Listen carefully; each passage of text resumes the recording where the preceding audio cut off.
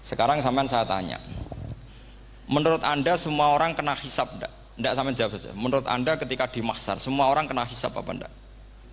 Pasti kita menjawab iya. Tapi kata Sayyid Muhammad itu keliru. Enggak kebayang orang seperti Nabi kena hisab. Pasti yang kena hisab itu orang-orang yang enggak jelas. Nah, misalnya Nabi jelas baiknya, harusnya ya langsung enggak kena hisab. Karena tidak mungkin seorang saksi kok diaudit, tidak mungkin. Lo saksi itu di pengadilan kan nggak tersangka, nggak terdakwa, dia tidak boleh diintervensi oleh hakim. Nah, Rasulullah ketika kiamat, ketika fil mahsyar, fi faslil qada itu jelas, fa kaifa idza ji'na min kulli ummatin bisyahidi wa ji'na bika ala haula'i syahida. Rasulullah sudah dekat Allah, pas mahsyar itu ada Allah, ada Rasulullah, ada Jibril. Kemudian Nabi itu mengidentifikasi, ditanya sama Allah, bener mat ini umatmu? Ya, niki umatmu ya. Kalau yang nggak jelas ya Nabi lama jawabnya. Makanya kamu jangan jadi orang nggak jelas. Nah, itu kalau sekali nggak jelas itu Nabi lama sekali jawab. Nah, artinya begini, yang kena hisab itu meskipun kata Sayyid Muhammad, meskipun Dzahirul Quran itu menetapkan asbata umumal hisab, tapi zahirnya Quran yang sama juga menafikan hisab. Itu karena nggak mungkin, nggak kebayang kita malaikat berani menghisab afdhalul khalqi. Sama bisa bayangkan malaikat mengaudit Rasulullah SAW. Ahabbal khalqi ilallah. Kepen cilaka mencit. Wong jajar Allah kabeh dinten audit sudah indah. Fa kaifa idza ji'na min kulli ummatin bisyahidi wa ji'na bika ala haula'i syahida. Lalu mungkar nakir juga sama. Sampean bisa bayangkan mungkar nakir tanya Nabi Muhammad. Tesnya susah. Karena kalau Rasulullah terus ditanya, "Waman nabiyuka?" Wah, itu kan bisa kiamat itu.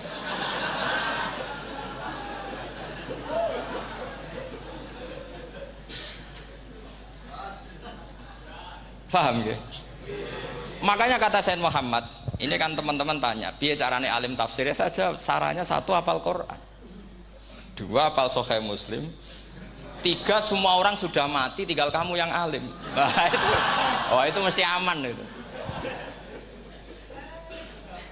Nah kalau sampean tanya saya, apa buktinya Gus kalau orang tertentu tidak kena hisab? Ya buktinya tadi misalnya innalladzina qalu rabbuna Allahu tsummas taqamu tatanazzalu alaihimul malaikatu alla takhafu wala tahzanu wa absyiru. Mungkar nakir adalah malaikat penakut, membawa ketakutan. Sementara para wali ini jelas malaikat kena konstitusi, malaikat harus mengatakan ke para wali alla takhafu wala tahzanu. Padahal Nabi tentu sayyidul auli. Para wali saja malaikat kena aturan, kamu harus bilang alla takhafu wala tahzanu wa absyiru. Hei para wali, kamu jangan susah, jangan gentar, kamu harus gembira. Kamu bisa bayangkan misalnya mungkar nakir bawa godok, atau orang kalau dipukul ajul sak walang-walang. Kemudian kamu bayangkan si Abdul Qadir ngalami itu, Abdul Hasan Asadali ngalami itu, Abu Yazid Al Bustami. Kalau itu ngalami gitu semua, ngapain kita jadikan mursyid? Kan sama nasibnya dengan kita. Nah, Zahirul Quran mengatakan asbatal hisabah. Tapi Zahirul Quran di ayat yang lain lam yusbit al hisabah. Makanya tadi umumul Quran juga ditaksis dengan muqayyid. Yang mutlak ditaksis dengan yang muqayyad. Yang mujmal ya sama seperti itu, aturannya seperti itu, ditafsir sama yang mufassal. Sama orang kafir yang jelas, sampean bisa bayangkan malaikat ngaudit Fir'aun. Cek kurang penggawean nih. Jelas eleke kok di audit. Misalnya Abu Lahab di audit, oh malaikatnya celaka mencit. Berarti dia agak percaya sama pernyataan Tuhan tabat yada abi lahabiu. Malaikat kok ngaudit Abu Lahab. Mungkin Gusti kula ceke. Nak menawi wonten api. Lho ki ora tau ngaji Quran tapi wong ayate tabat yada kok cek di cek. Nah, yang seperti ini masuknya kategori ulaikal ladzina satruse, mereka yang kafir bi ayati rabbihim wa liqaihi fahabitos a'maluhum fala nuqimu lahum yaumal qiyamati wasna. Jadi ada orang-orang kafir yang jelas kena aturan fala nuqimu lahum yaumal qiyamati wasna. Yang jelas kafirnya ya gak kena hisab, yang jelas nabinya, jelas wasinya juga gak kena hisab. Yang kena kita di tengah-tengah. Tapi ilmu itu ikut mainstream karena semua orang bilang ada hisab ya kita ikut-ikutan bilang, ya sudah gitu saja. Tapi kalau aslinya rapati percaya. Umumnya uang gerono mati ditalkin ya kita melok-melokan nalkin. Tapi kalau kadang ya gak kebayang. Piye nak wali-wali ditalkin. Makanya ada di dunia wali itu ada cerita Rabi'ah Adawiyah itu termasuk keramat beliau itu. Kali Imam Sibawi kan dalam cerita wali kan ditanya marbuka ngapunten niku man mausul napa istifham. Wah itu malaikatnya ndak pernah khataman alfiyah kan repot. Kalau Rabi'ah Adawiyah lebih parah lagi itu beliau tuh nangis sekeras-kerasnya. Nangis terisak-isak dia tersiksa. Ya Allah, engkau itu zat yang paling saya kenali dan harusnya semua makhluk itu kenal engkau. Tapi ini hamba engkau tanya engkau itu siapa? Itu kan ini orang aneh kata gitu. Karena Allah itu adharud dzahir kata sampai Imam Sibawi silakan a'raful ma'arif. Jadi wong ora ora Allah wis geblek tenan dari Imam Sibawi. Imam Sibawi kan atas nama dia pakar nahwu pertama mengatakan dhamir paling makrifat di antara 6 isim makrifat paling makrifat itu dhamir. Tapi meskipun gitu a'raful ma'arif Allah. Yang paling makrifat dari sekian isim makrifat itu Allah. Artinya satu nama yang orang harus kenal semua. Makanya di antara keramat beliau ketika ditanya wong kok ora tau ngaji fikih men ngaji nahwu wae. Gak tahu dia ngaji carane sesuci, carane iddah to gak tahu ngaji nahwu.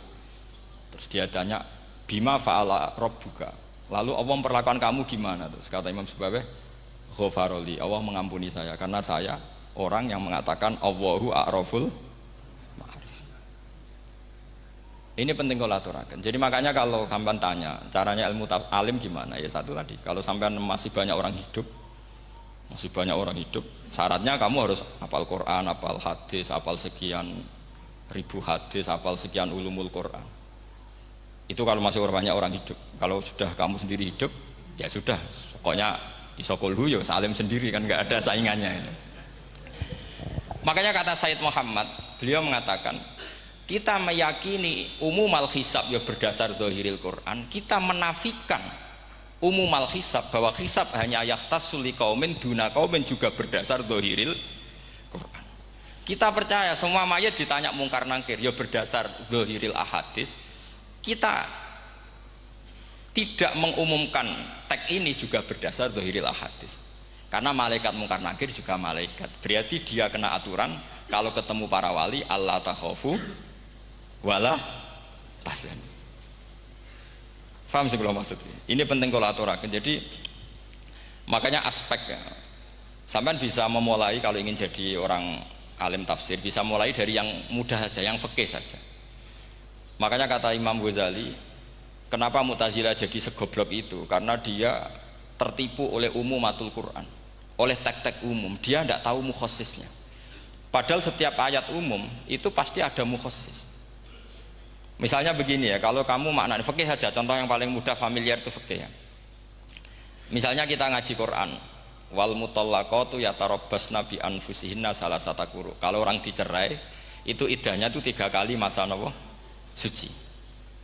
Apakah aturan iddah seperti ini hal hadhil iddah amatun likulli mutallaqatin am li mutallaqatin makhsusah? Apa ini semua mutallaqah iddahnya pasti salasata quru? Apa orang tertentu? Ya enggak, asal dia mutallaqah pasti iddahnya salasata quru. Anda goblok, Anda salah besar. Kalau misalnya yang dicerai adalah orang hamil, iddahnya apa? Salasata quru apa watil hamli? Watil hamli. Kita butuh ayat lain, wa ulatul ahmali ajaluhunna ayyadna hamlahu. Sama seperti kita ngaji walladzina tawaffawna minkum wa yadharuna azwaja yatarabbasna bi anfusina arba'ata asyhurin wa asyra. Asal wanita ditinggal mati suaminya, maka iddahnya 4 bulan 10. Apa semuanya demikian? Enggak. Misalnya orang hamil iddahnya biwatil hamil.